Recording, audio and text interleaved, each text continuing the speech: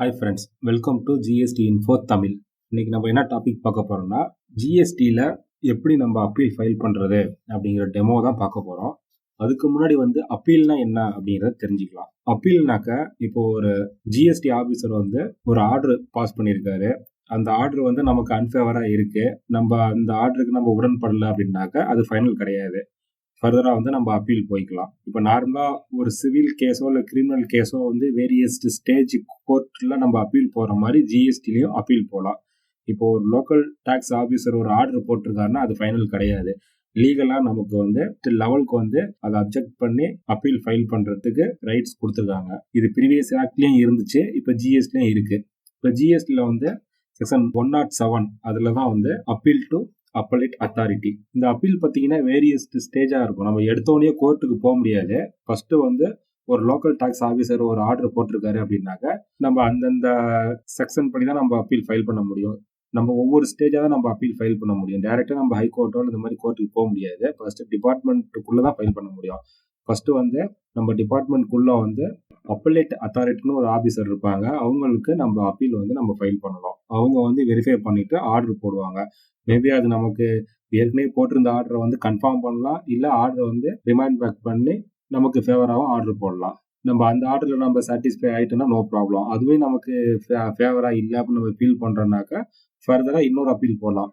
Appeal to appellate tribunal. Appellate ட்ரிபுனலில் judicial officer இருப்பாங்க, technical officer இருப்பாங்க. நம்ம அவங்கள்ட்ட அப்பீல் ஃபைல் பண்ணலாம். அவங்க போட்ட ஆர்டர்லையுமே நமக்கு அன்ஃபேவராக நம்ம ஃபீல் பண்ணுறோம் அப்படின்னாக்க அடுத்தது ஹைகோர்ட். இதுக்கப்புறம் தான் நம்ம கோர்ட்டுக்கே போகிறோம். அது வரைக்கும் டிபார்ட்மெண்ட்குள்ளே தான் நம்ம இருப்போம். Next high court. ஹைகோர்ட் காமனாக உள்ளது என்னவோ அதான். இப்போ ஹைகோர்ட்டில் நம்ம கேஸை விசாரிப்பாங்க. அங்கேயும் ஒரு ஆர்டர் போடுவாங்க. அது நமக்கு ஃபேவராகவும் இருக்கலாம், அன்ஃபேவராகவும் இருக்கலாம். இன்கேஸ் நமக்கு அன்ஃபேவராக இருக்குன்னு நம்ம ஃபீல் பண்ணோம்னாக்க ஃபர்தராக சுப்ரீம் கோர்ட்டில் ஹைகோர்ட் ஆர்டருக்கு எகெயின்ஸ்டாக நம்ம அப்பீல் ஃபைல் பண்ணலாம். இதுதான் அப்பீலோட ஸ்டேஜஸ். வேரியஸ் ஸ்டேஜ் இருக்கும். ஒவ்வொன்றுக்கும் ஒவ்வொரு டைம் லிமிட் இருக்குது. இப்போ நார்மலாக நம்ம ஒரு லோக்கல் டேக்ஸ் ஆஃபீஸர் ஒரு ஆர்டர் ஏதோ வாட் எவர் ரீசன் எதுக்காக நமக்கு டேக்ஸ் கட்ட சொல்லி ஒரு ஆர்டர் போட்டிருக்காரு அப்படின்னாக்க இப்போ அந்த ஆர்டரை நம்ம ஒத்துக்கிட்டு பணம் கட்டிட்டோம்னா நோ ப்ராப்ளம். இப்போ நம்ம அதை ஒத்துக்கல, நம்ம பணம் கட்ட மாட்டோம் அப்படின்னா நம்ம சைலண்டாக இருக்கக்கூடாது. சைலண்டாக இருந்தோம்னாக்கா லீகலாக நம்ம மேலே ஆக்ஷன் எடுக்கிறதுக்கு அந்த ஆஃபீஸருக்கு பவர் இருக்கு. அதனால அந்த ஆர்டர் நம்ம ரிசீவ் பண்ணதுலேருந்து 3 மாசத்துக்குள்ள ஃபர்தராக நம்ம அப்பீல் ஃபைல் பண்ணி ஆகணும். இன்கேஸ் 3 மாசம் தாண்டிடுச்சு அப்படின்னாக்கா ஃபர்தராக அப்பீல் கண்டினியூஷன் ஆஃப் டிலே அதை நம்ம ஃபைல் பண்ணி அப்பீல் ஃபைல் பண்ணலாம். இதுக்கு டைம் பார்த்தீங்கன்னாக்கா 1 month. 3+1 மேக்ஸிமம் நமக்கு கொடுத்துருக்க டைம் 4 month. 4 monthக்குள்ள நம்ம அப்பீல் டு அப்பலேட் அத்தாரிட்டிக்கு நம்ம ஃபைல் பண்ணிடணும். ஆன்லைனில் தான் நம்ம ஃபைல் பண்ணுவோம். நம்மளோட அப்ளிகேஷனை வெரிஃபை பண்ணுவாங்க. அதுக்கப்புறம் நம்மளை டைரெக்டாக அப்பலேட் அத்தாரிட்டி கால் பண்ணி எக்ஸ்பிளைன் பண்ண சொல்லுவாங்க. நம்ம ஹியரிங் டைமில் எக்ஸ்பிளைன் பண்ண சொல்லுவாங்க. அந்த டயத்தில் நம்ம அப்ளிகண்ட் நம்மளும் ஆர்கியூ பண்ணணும். டிபார்ட்மெண்ட்லேருந்து ஒரு நாமினி இருப்பாங்க. அவங்க டிபார்ட்மெண்ட் பண்ணது சரிதான் அப்படிங்கிற மாதிரி அவங்களும் ஆர்கியூ பண்ணுவாங்க. இது ரெண்டையுமே ஜஸ்ட் ஒரு கோர்ட் மாதிரி தான். இது ரெண்டையுமே டீப்பாக அனலைஸ் பண்ணி ஃபைனலாக இந்த அப்பலேட் அத்தாரிட்டி ஒரு ஆர்டர் போடுவார்.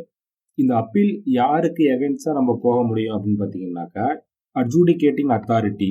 அவங்க போட்டுற ஆர்டருக்கு எகெயின்ஸ்டாக நம்ம அப்பீல் போக முடியும். அதுக்கு முன்னாடி இந்த அட்ஜூடிகேட்டிங் அத்தாரிட்டினா யாரு அப்படிங்கிறத நம்ம தெரிஞ்சுக்கணும். ஜிஎஸ்டி ஆக்டில் அட்ஜூடிகேட்டிங் அத்தாரிட்டினா யாருங்கிறது டெஃபினேஷன் கொடுத்துருக்காங்க.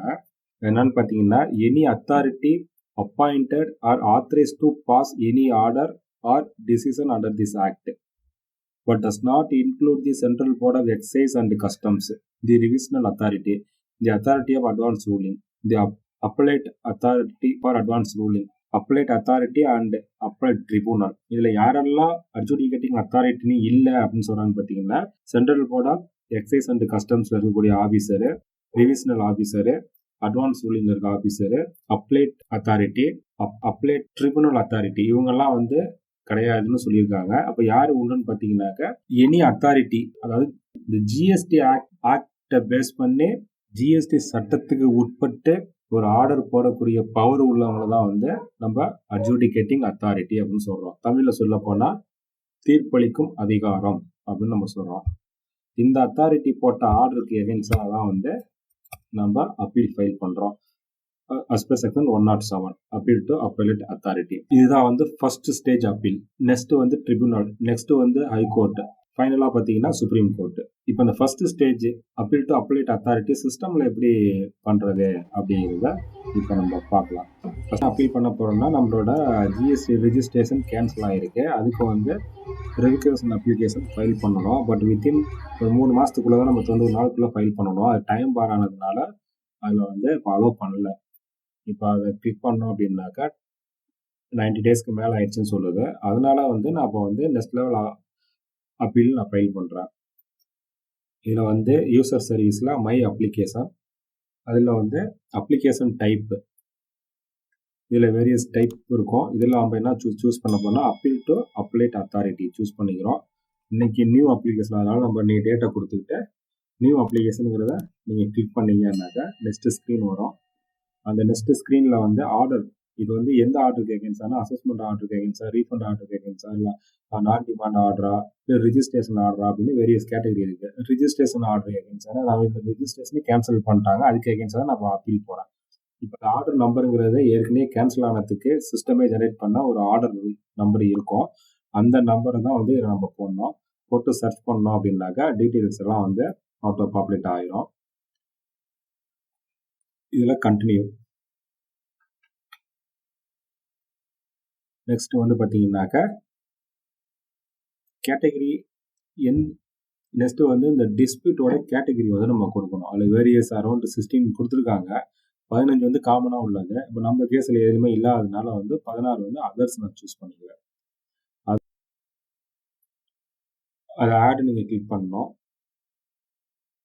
நெக்ஸ்ட் வந்து ரீசன், எதனால நம்ம அப்பீல் ஃபைல் பண்ணுறோம் அப்படிங்கிறதுக்கான ரீசனை வந்து நீங்கள் ஷார்ட்டாக வந்து ஒரு 209 எழுத்து வர்ற மாதிரி டைப் பண்ணிக்கங்க.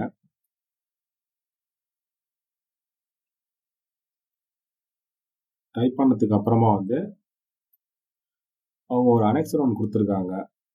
அந்த அனெக்சர் வந்து எம்எஸ் வேர்டில் தான் இருக்கும். பக்கத்துலேயே இந்த ஃபார்மேட் இருக்குது, கிளிக் ஹியர் அப்படிங்கிறதுல இருக்குது. அதை நீங்கள் கிளிக் பண்ணினா ஒரு எம்எஸ் வேர்டு ஃபைல் ஓப்பன் ஆகும். அந்த ஃபைலில் பேசிக் டீட்டெயில் தான் இருக்கும். அந்த டீட்டெயில்ஸ் வந்து நம்ம ஃபில் பண்ணி பிடிஎஃபாக கன்வெர்ட் பண்ணி அந்த ஃபைலை வந்து நம்ம அட்டாச் பண்ணோம்.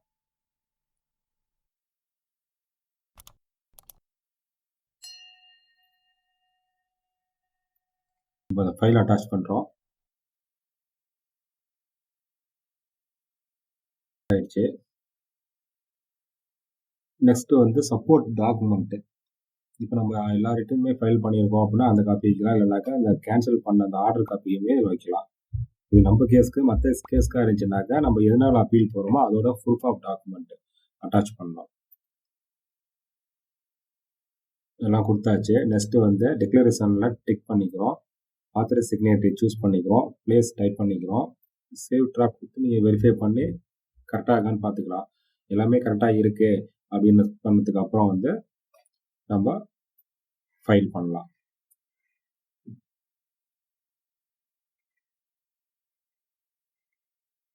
டிராஃப்ட் கரெக்டாக இருக்கு. நெக்ஸ்ட் வந்து ஃபைல், ப்ரொசீட் டு ஃபைல்.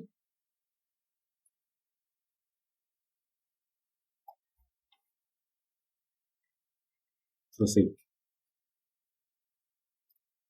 இது நார்மலாக நம்ம ஓடிபி கொடுத்து ஜென்ரலாக பண்ணுறது தான். சப்மிட் வித் இவிசி ஓடிபி கொடுத்து வெரிஃபை பண்ணுறோம். இப்போ சப்மிட் ஆகிடுச்சு. இப்போ நம்ம அப்ளிகேஷன் இனிஷியேட் ஆகிடுச்சு. வித்தின் 7 டேஸில் வந்து இந்த அப்பellate அத்தாரிட்டிக்கு சர்டிஃபை பண்ண காப்பியை வந்து கொடுக்கணும் அப்படின்னு சொல்லியிருக்காங்க. அந்த அக்னாலஜ்மெண்ட்டை நம்ம பிடிஎஃபாக டவுன்லோட் பண்ணுற ஆப்ஷன் கொடுத்துருக்காங்க. அந்த பிடிஎஃபாக நம்ம டவுன்லோட் பண்ணி வச்சுக்கலாம் நம்மளோட ரெஃபரன்ஸுக்கு. இப்போ நம்மளோட அப்ளிகேஷனோட ஸ்டேட்டஸை வந்து இப்போ சேம் ஆப்ஷன் தான். சர்வீஸில், யூசர் சர்வீஸில் மை அப்ளிகேஷனில் அந்த அப்ளிகேஷன் டேட்டா கொடுத்து சர்ச் பண்ணீங்க அப்படின்னாக்க நம்மளோட டீட்டெயில்ஸ் வந்து ப்ரெசன்ட், நம்மளோட அப்ளிகேஷனோட ப்ரெசன்ட் ஸ்டேட்டஸ் என்ன அப்படிங்கிறது நம்ம பார்த்துக்கலாம். அவ்வளோதான்.